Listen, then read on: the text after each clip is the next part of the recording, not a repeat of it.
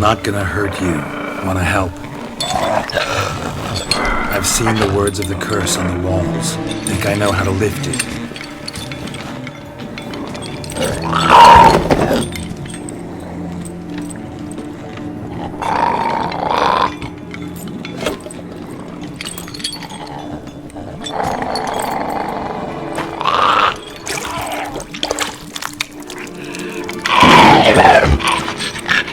You tried to bring folk here, convince them to sit at the table with you, right?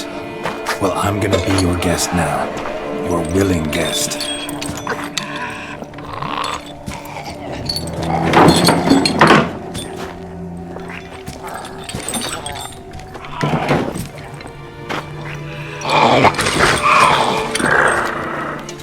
Just need a bit for Regis.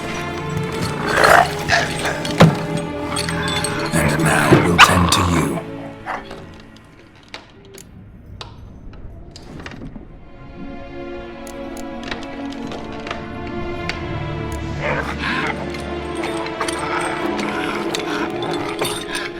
We can't use spoons.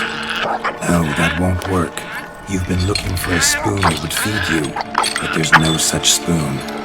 We need to eat without spoons.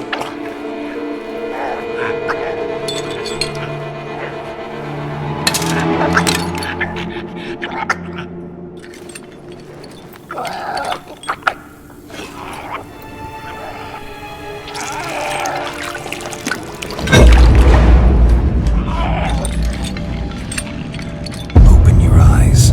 You need to see your likeness.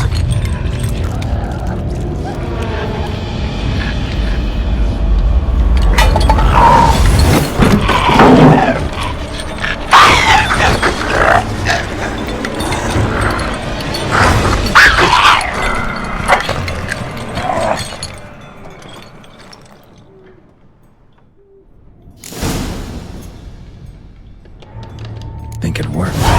Just not quite like I expected. Need to see what happened to the WIGHT. Won't be hard to find given its stench.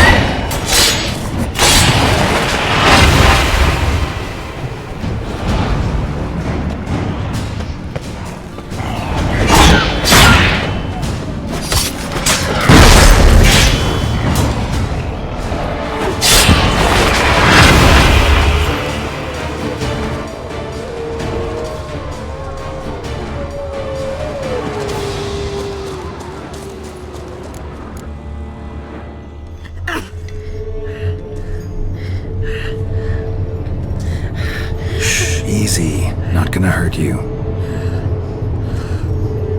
Eat. I must eat.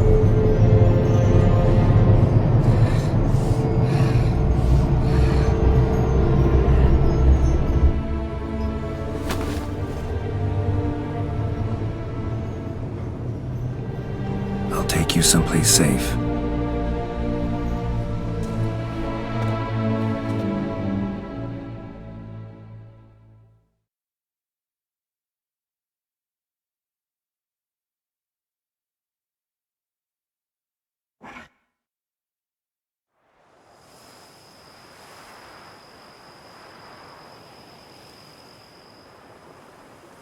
So I took her by the hand and led her here.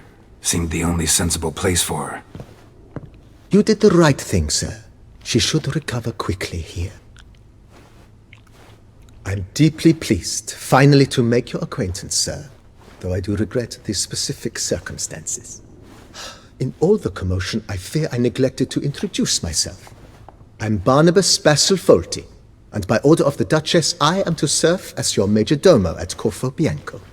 Nice to meet you, Barnabas Basil. Love to talk more, but got urgent matters to attend to. While I'm gone, please make sure she gets everything she needs. Don't worry, sir. I shall see to everything.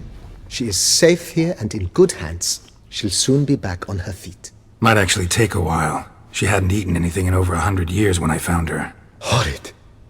Whatever brought this about? Told me her story on the way here. Her name's Marlena. She was once the very beautiful and proud heiress to the Trastamara estate. One evening, when she was holding a banquet for friends, a beggar came to her gate seeking alms. He had a bowl and a spoon with him. He sat outside her fence and waited. I've heard of the custom. An ancient rite of hospitality that obliges one to give food and drink to such a guest lest he depart hungry. To neglect the custom is to bring great misfortune down upon oneself. Marlena didn't care a whit for the old customs. She drove the man off, saying she'd rather feed the leftovers from her feast to her dogs than to give the beggar anything. The beggar then broke his spoon, cast a curse. She was beautiful, so he said she'd never wish to look at herself in the mirror again. Since she adored feasts, he swore no one would ever wish to sit and dine with her. And as she even refused him the crumbs from her table, he swore she'd never find a spoon in the world that would sate her hunger. A harsh punishment. I imagine lifting the curse was hardly simple. Curses are tricky. They play on irony. Always gotta figure out what the catch is. Marlena had spent decades looking for a way to lift it. Transformed into a wight, she stole spoons and lured folk into her home, trying each time to get them to dine with her. Didn't work. So what did? Someone had to sit down and share a meal with her, of their own free will. They had to eat without using spoons and make her look at her reflection. That's it? That was all it required? Simplest solutions are sometimes the last that come to mind. Besides, when you're a wight, it's pretty damn hard to find willing human company for a feast. I imagine so. But, most importantly, it is now over. Please, don't worry. She will be in good hands here. Vineyard comes across as a place with a rich history. Know who owned it before me? Baron Rossel, who went bankrupt, forcing him to sell the estate to the Duchess. The Baron, in turn, had purchased it from Monsieur Bolius of the Headsman, a truly colorful man of Ketweni origin. He was actually a headsman? No, not him, but his great-grandfather. Indeed. Apparently, he was a common cut-purse who somehow secured for himself the post of ducal headsman in Beauclair. Went about his work with an exceptional penchant. They say he chopped off more heads than there are grapevines in the ducal vineyards. He never hesitated, not once. Never sliced unevenly, never botched a job. For his exemplary service, the Duke granted him a title and this estate. Monsieur Bolius, on the other hand, was an engineer in his younger years. Once retired, he settled here and took to producing wine. Sadly, misfortune struck and he lost his sense first of smell, then of taste. Additionally, he could not drink alcohol. His medic forbade it. Shame that. He gave up making wine? Not at all.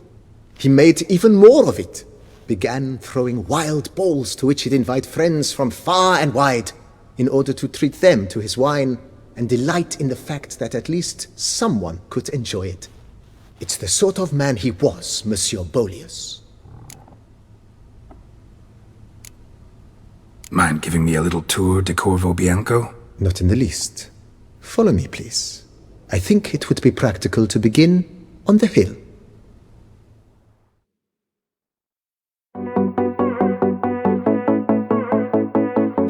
I never should have kissed you. I never should have gone there, but I couldn't resist you. Never felt like that girl, I swear.